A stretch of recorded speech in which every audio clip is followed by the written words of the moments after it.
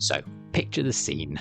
You've got a youth, a teenager. He's barefoot. He's walking in the snow. He's railing against the fake spirituality of the folk in his town. And he's convinced that he can commune directly with God. He would go on to quake before judges. He would spend many years in prison. And arguably, yes, he is one of the founders of one of the most fantastic spiritual traditions that's ever existed. That's right. This is going to be the deep dive into the life and times of George Fox.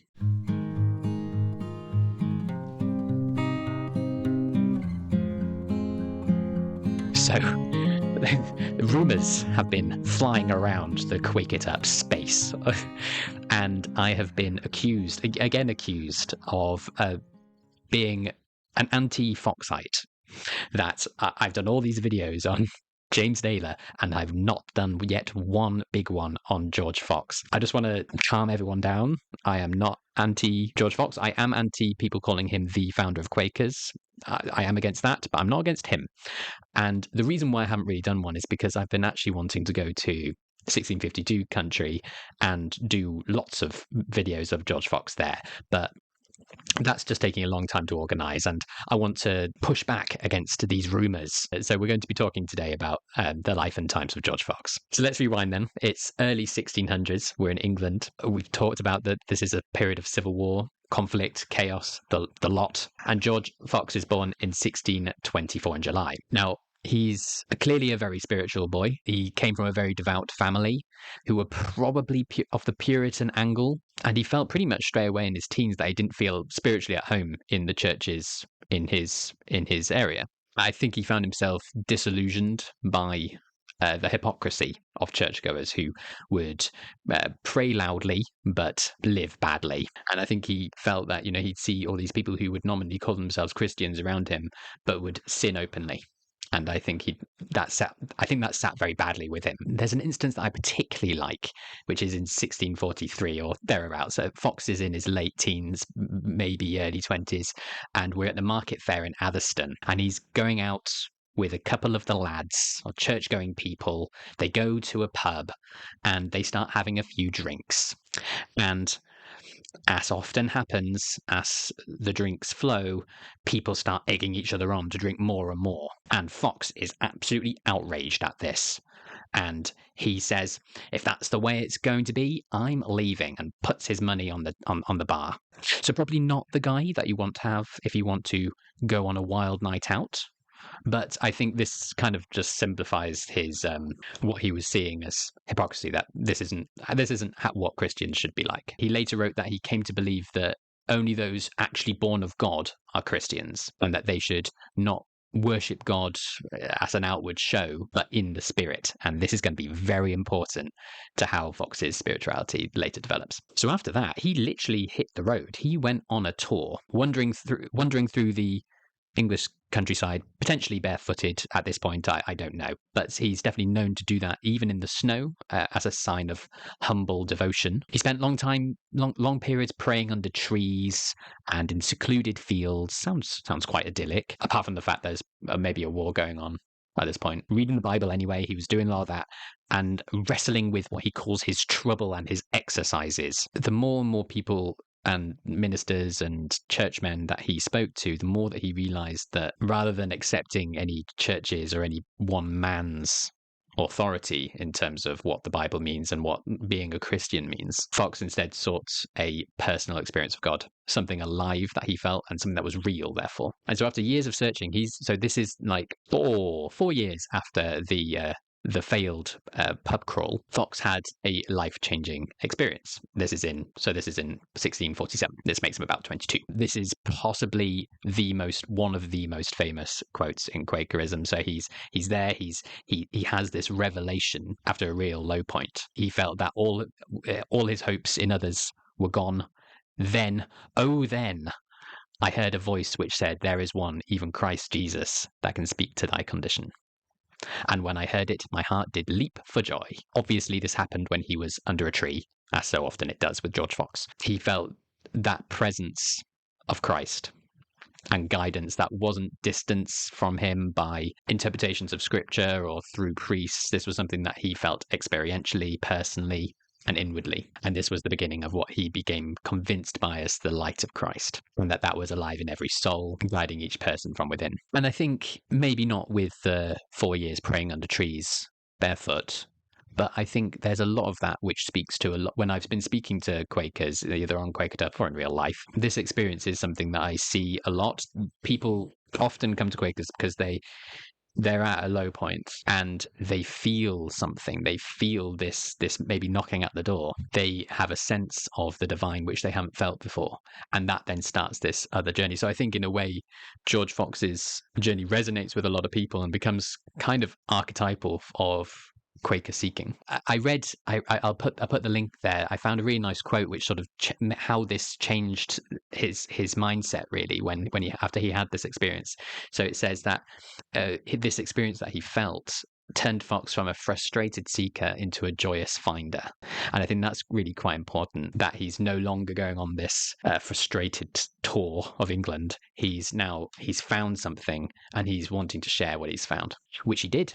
He said, look, you don't need a priest. You don't need a church. You don't need a fancy ritual to know God. Everyone can hear God directly through the inner light. And this was highly radical for the time. Not that he was the only one who had these sorts of ideas. I've spoken before that there have been seekers, especially in the north, but he fuses a lot of ideas really well, which helps to galvanize the Quaker movement. It's a classic story, isn't it? So he goes on this long journey and realizes that the answer to the journey has been waiting and been traveling with him this whole time, and he can find it within. So in the late 1640s and 1650s, then Fox's message really began to spread.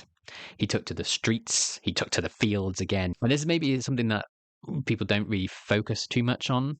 But he was also telling people that, as when we talked about his childhood, he was also telling people that sins like injustice, hypocrisy were unacceptable. And he urged for honesty, compassion towards the poor, and above all, as I said, this direct experience of God without priests. I think he must have been a very strange person. And so I think there must have been a certain curiosity as to why people wanted to come and listen to him. But I think when he spoke, he was very sincere, he was very passionate, and he gained a following really quite quickly during this time. As I said, I don't want to go into this part of the story too much because I will go to 1652 country and I will tell that story in situ. But in that, we do come to 1652 and to Pendle Hill, where he has a vision of a great people come together. And he felt that this was his leading, that it wasn't just good enough going around by himself and preaching. He needed to spread this further, and so he needed support. And he gained a large group of people who were willing to go around the country and spread what he was experiencing, what they were experiencing across the country. These had become the Valiant 60. Now, I was sad to discover that they were not known as the Valiant 60 in their lifetime. The Valiant 60 I'm trying to work it out. It seems to be a 20th century invention, which is a shame. Anyway, they basically referred to these really early supporters of Quakerism who went round to spread it. And so then you had all these other people now walking barefoot, maybe preaching in fields and barns and markets and jails and all sorts. And in 17th century England, as I've talked about before, this made them all targets. A good example, maybe going back a little bit, is in 1650 when George Fox is tried for blasphemy in Derby. And so the story goes that the judge urged Fox to show proper respect because he was refusing to swear an oath, he was refusing to address the magistrate properly, and that he should quake before the court's authority. And Fox boldly replies to this that it was the judge who should quake at the word of God, or words to such effect. I think this is apocryphal. I'm not sure if there's any court record of this precisely word from word.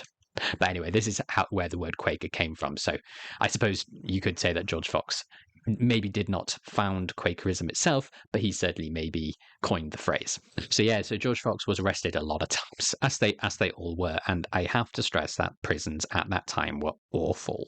It's not just, I'm not saying that prisons today are nice, but it is way worse. So you can just imagine the psychological effect that has on people. There's apparently one story that one time his cell was a latrine, which is lovely. He suffered hardships as well as just being in prison, which is a hardship in itself, but he was beaten. So, for example, there was a brass-bound, a Bible, bound in brass. I'm not quite sure how that works. But anyway, that was used to beat him, but it didn't stop him. Maybe something that was, I'm not sure how much this is completely based on Fox or whether everyone was okay with this, but Fox was fundamentally radically equal.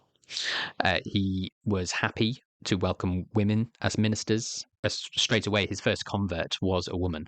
One of the most influential of these was Margaret Fell. Fox preached at her home just near Swarthmore Hall in 1652. She would later go on to become his wife, but is known more for her works on pamphleteering. So her most famous pamphlet was on women's speaking justified, and she was a great organizer as well from Swarthmore Hall, her base. It was the first home of Quakers and allowed for Quakerism to be a lot more organized than it probably would have otherwise been without a base and without maybe her organizational flair. So George Fox is known for setting up maybe the organizational structures and local meetings for Quakers, and these meetings did reflect this equality that he preached. So women spoke up just as much as men did. There were no priests, and decisions were made corporately as a community, as a meeting. They also didn't believe in traditional sacraments, so water baptism or communion.